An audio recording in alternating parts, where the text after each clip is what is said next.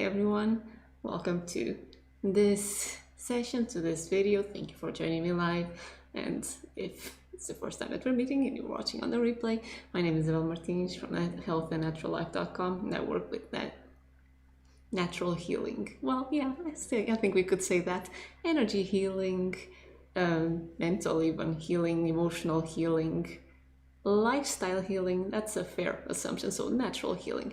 But for this video, for this channel, it's more on things related to energy healing, animal communication, all things relating to consciousness. And on this video, I'm going to share something that just came as a download this week, and I've been making good use of it, especially yesterday and today. It seems that when I decide to share these things with you, more information starts coming through, and on this particular subject of using sound and vibration for healing, it wasn't just information that came through, it was a direct physical experience for me.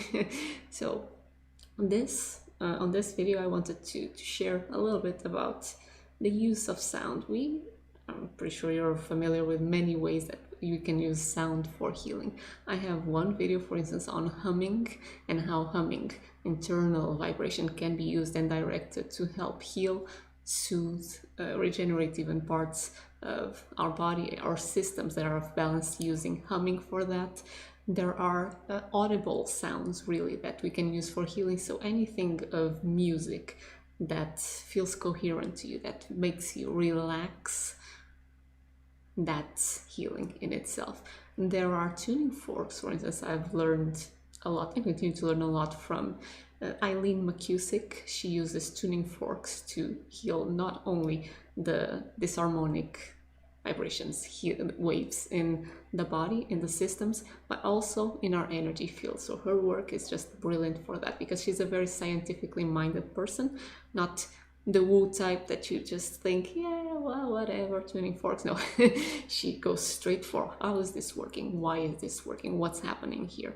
And she's a brilliant source to learn as well, from all things pretty much related to vibration, to sound, and how to use it in harmonizing and releasing blocks from the past, in releasing trauma, and helping harmonize waves, because we ourselves are immersed and made of electromagnetic fields. So the way that I was taught in the traditions that I learned, we have two basic forces that create reality.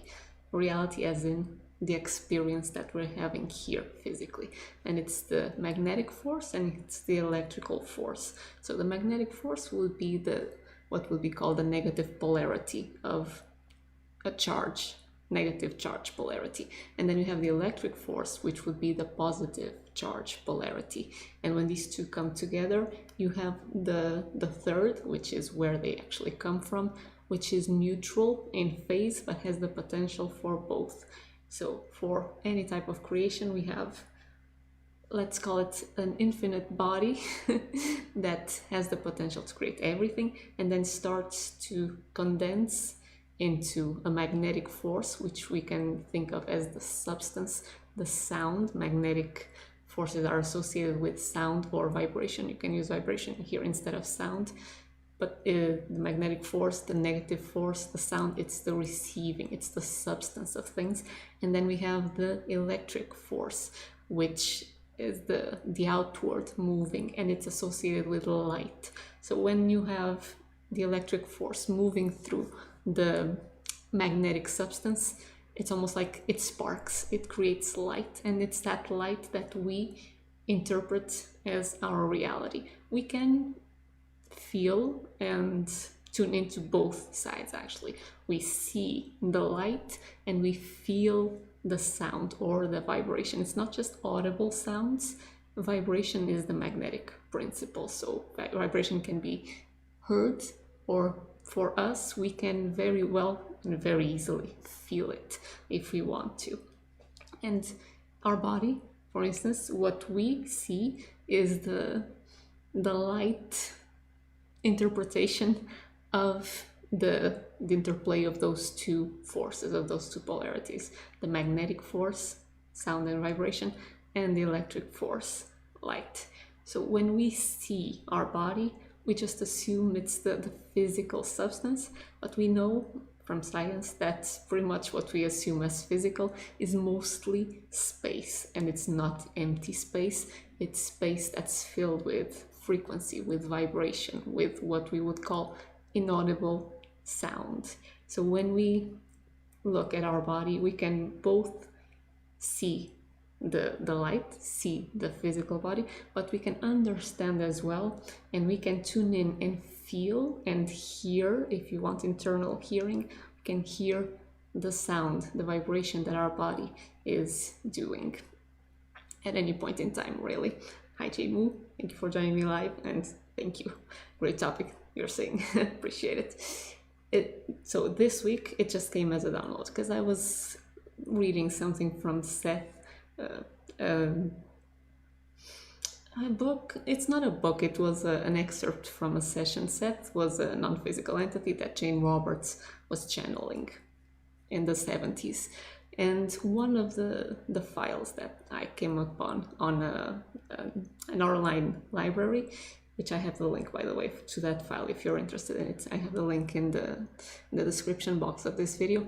That file was talking about how sound was used in the past to create structures. And specifically, they were talking about how the pyramids in Egypt were built using first a template of sound and then using sound actually to move the heavy rocks that nowadays we just go, how do they do that? Yeah, probably pushing on roller logs or something like that. Apparently that was not the case at all. They were in possession of more advanced technology in terms of sound technology than what we are aware of now, which might not be a bad thing. But reading that, at some point in that little text, he also said to Jane Roberts, said to Jane Roberts and to her husband that was taking notes, that he wanted them to start paying attention to objects, looking at them, and just quieting inside and trying to feel the sound of that object.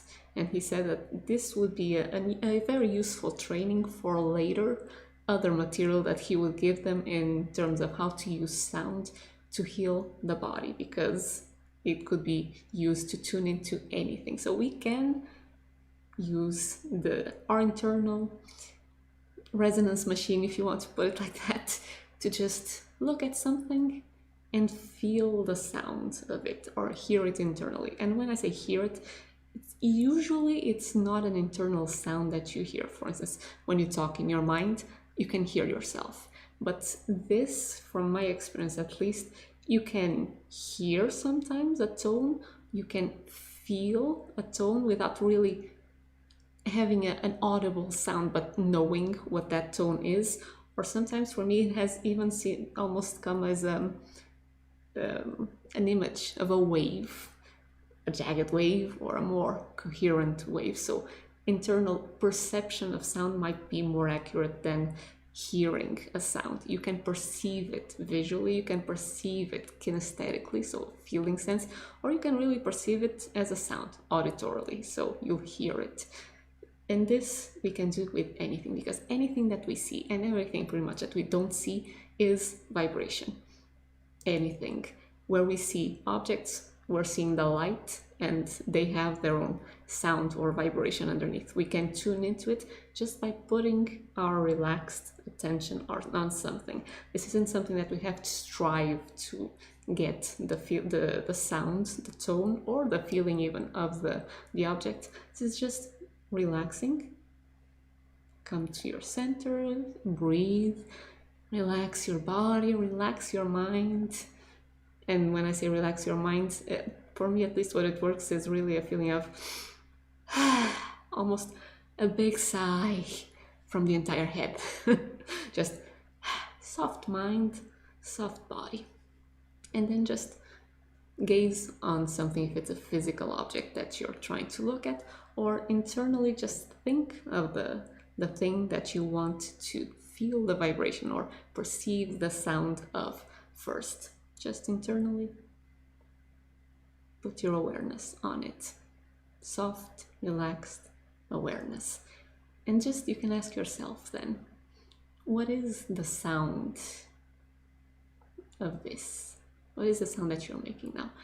As it comes to the body, and of course, then just notice what comes. Don't try to make anything happen. This is a very light, at least in the beginning, as we're training, very light, playful type of thing, just an activity, just as a practice. Because the more we get good, and by good I mean the more that we trust ourselves, pretty much, in doing this, we can start tuning into different objects, different people, into our own body, into areas of our lives to see what our sound, our frequency, our vibration is, and we can notice, for instance, if it feels harmonic, if it feels jagged, if it feels all over the place, and then we can start bringing it back into coherence. And this can be used for anything: healing of any area of your life, healing of your body, getting to know certain bodies of knowledge that we might not have access to. For instance,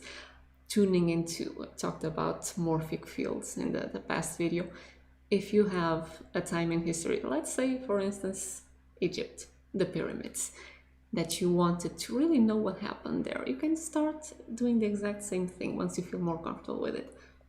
Get to center, relaxed, very softly put your attention on that time period, on a pyramid, on something that feels like an anchor to your mind, so that you can just direct your attention there and just let it stay there. Relaxed attention, soft attention. Then you'll see that something starts coming, and you can ask, okay, so what happened here? What is the feeling tone of this here? And for instance, even imagine it starting to go back in time from the image that you have now, let's say of a pyramid, and start to go back in time to see different times in the past, what happened, how it was made. So this can be used to tune into everything, because in terms of records, if you want to call it that, everything that ever happened, everything that ever existed, everything that will ever happen, it's already here. It's almost like a huge field that of information, of electromagnetic yes, information that's always already here. And we are just focused like the needle of a record on this specific track, on this time space. But we have the entire record at our disposition if we choose to skip from here to here in the exact same physical body. You can have the mental and emotional experience of another time in another place. But this is completely off topic here. Well, not completely, but it's not what I wanted to share, but it is a potential. And this is a subject that we can start playing, and I would love to hear what you would use this for curiosity, so that we can expand our minds, because we're not limited by anything except what we don't think that we can do. So just let's release those barriers, dissolve them, and just let's expand our mind and see that we have the tools, the internal technology. We ourselves are the technology. We are the tuners. We can do anything that we want, things that don't even cross our minds yet. But for practical purposes, for this video, what I wanted to share was for physical healing. So you can do the same, just relax, soft body, soft mind. And if there's an area of your body, an organ or a system that feels off balance somehow, you can just tune in, imagine that area, or just put your focus on that area of your body, and then just ask, okay, so what is the sound that you are making now? Keep your soft attention in that part of your body or system, and then just wait. Notice what comes up, and notice how that makes you feel.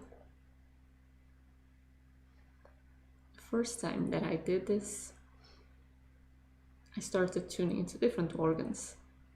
I was just relaxing before going to sleep, meditating. So I started tuning to different organs, and after hearing the vibration, hearing, perceiving, feeling.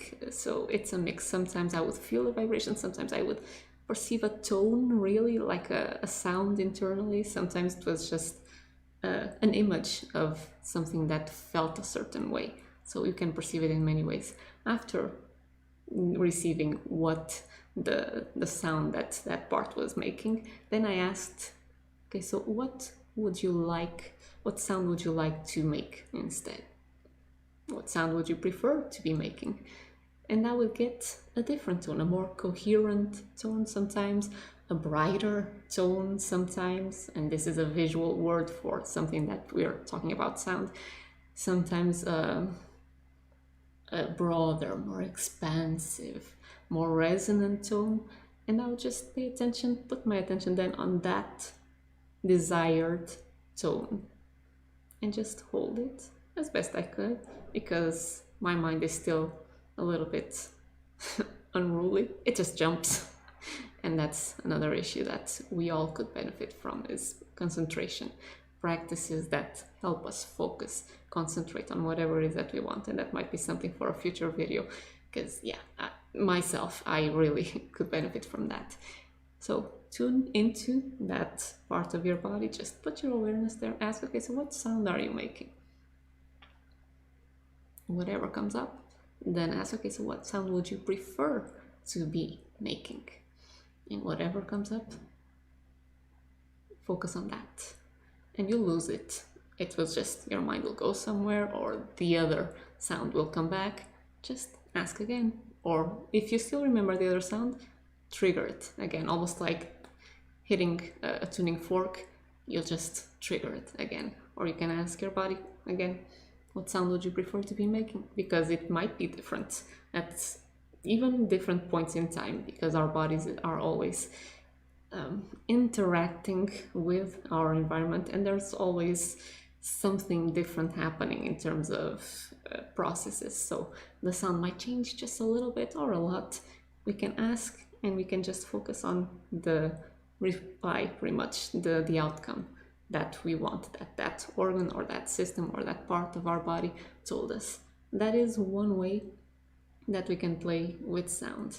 Yesterday I was frying something, and that piece of dough just freaking exploded out of the hot oil, and like popcorn almost. It exploded, and a piece of oil boiling landed on my finger here.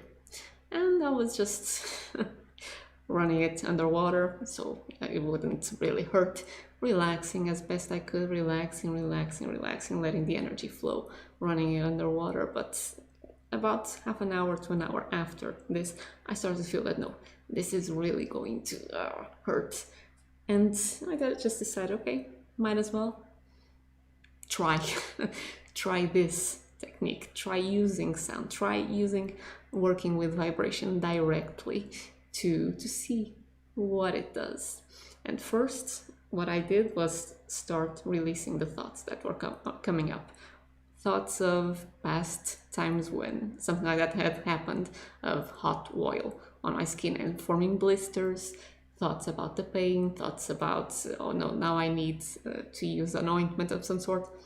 All of those thoughts are just dissing orders to your body of what to do that your body does not need, because it's just following an old thread, an old pathway that doesn't serve you. So the body can restore itself to health almost instantly. It doesn't need to go through the blisters. It doesn't need to go through the pain. And our thoughts are pretty much the patterns that lock those things in place. So first thing that I did was really, as best I could, anytime that a thought like this came up, dissolve it.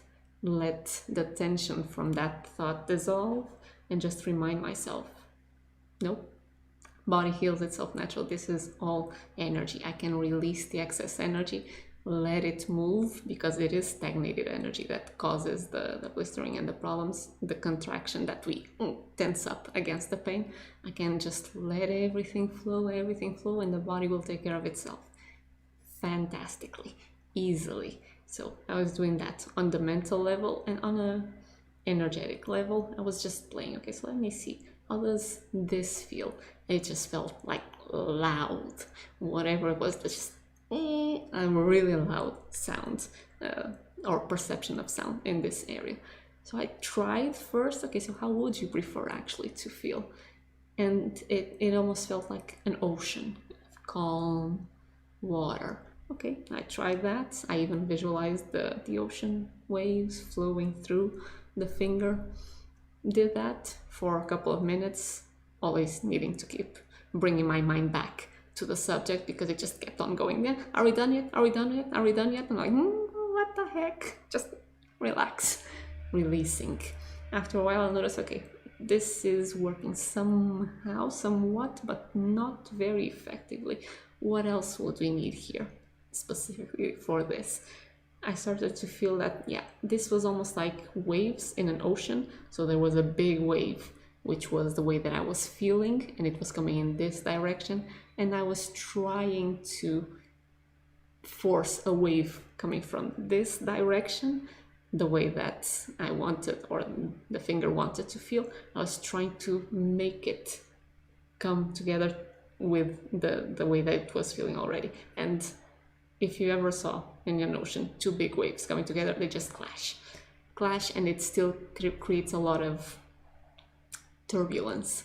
So I just got the perception, okay, so this is a wave, I just need to help dissolve the excess energy of this wave. So instead of meeting it head on with the opposite wave, the opposite way that the finger actually wants to feel, let's start with something that comes from the same direction as this wave, but helps smooth it down.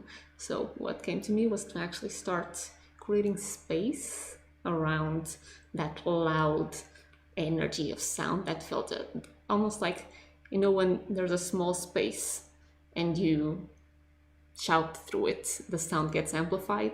But if you open up the space and you do the same type of shout, it's much more muted, so it's not as loud.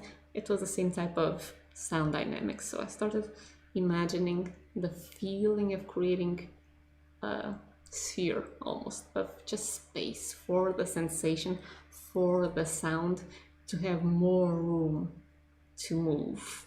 And when it has more room to move, it isn't like this, it starts calming down. And on top of that, I also felt the instinct, the intuition, the download start feeling a wave that was coming as coherent sound. I don't really know how to explain this thing because it was a felt experience, but I would almost see the wave, the ocean wave, in little dots, almost like the sine wave function in a chart. Something very coherent and very calm. This was a feeling sense as well as a kind of an image that was coming through, and it was moving through the finger. So it felt like coherent. You can also focus on a feeling, because when this came through, I was also feeling peace. It was almost like the wave, sine wave of peace or love that was coming, and instead of trying to shift that loud sound into something, it was just soothing it, coming in the same direction, but harmonizing it. If it makes sense, I hope it does. And I remember thinking, this is interesting. In the beginning, I would still feel the loud sound, but I was yawning a lot and feeling the relief, almost like the energy starting to harmonize. By the end of it, when I tuned into my finger, and we're talking about at maximum 10 minutes coming in and out of this type of focus, because my mind wouldn't stay still on one thing. I was just feeling, when I tuned into my finger, just feeling peaceful. I was just feeling love. And I was also sometimes tuning into how does this finger that's feeling pretty normal, happy, feel. And I would just put the two tones together, feeling, vibration, tones together, and just start to kind of copy this one by the end of it to this one. And I remember thinking, okay, so this is a good example for me to share tomorrow. Maybe I'll have something like a pink little reminder of what happened. And I think that was the only thing, my thinking that I'll probably have a little bit of a pink spot on this area to show tomorrow. That was the only thing that prevented my body from fully getting back to normal. I don't think you can see it actually. This was the one that got the oil. Yeah, you can't really see the difference. And honestly, I only can see the difference because I know what happened. So this was a reminder for myself, because I still need to remind myself of these things all the time. We are energetic beings. We are electromagnetic beings. Our body, we see it as physical because we are seeing the light, the expression of light that has at its core the sound, the magnetic expression. We can see the light and work on the light. We can use color as well for healing very, very, very well. And we can work very powerfully because it is the ground, it is the substance with magnetism. We can work with the vibration, the sound of all that exists, of our bodies, of our systems, of situations in our lives, of our relationships, of different areas of our lives, of different things in time and space. We can use it for anything and everything because, to the best of what I've learned, of course, in my traditions, everything that we perceive in this duality, reality, is electromagnetic in nature. The electrical part, the light, the outward expression is what we perceive visually. But underneath it, even what we don't see, we sense, we feel. We are tuning into magnetic underpinnings of whatever exists already. And when we actually tune into something, for instance, that's not here in time and space, and we bring our awareness to it, we are bringing that outward electrical focus, and we picture it internally. So we start seeing what's not here physically in light as well. So sound and light, electricity, magnetism, these are the two forces that when we learn how they work and how we can work with them, can pretty much give us the keys to mastery in everything and anything. And it is quite a journey, quite a ride, quite a discovery. It's not new information. It's been around for a long time, and I can see, for instance, that in the 1900s, there was a lot of people that were finding different ways of applying this type of knowledge, but somehow it got lost in time. It's almost like the I think I mentioned this in the first video of this series. There's a caterpillar, that's humanity, that's turning into a butterfly, the new version of humanity, our truer version. And the first imaginal cells just got killed.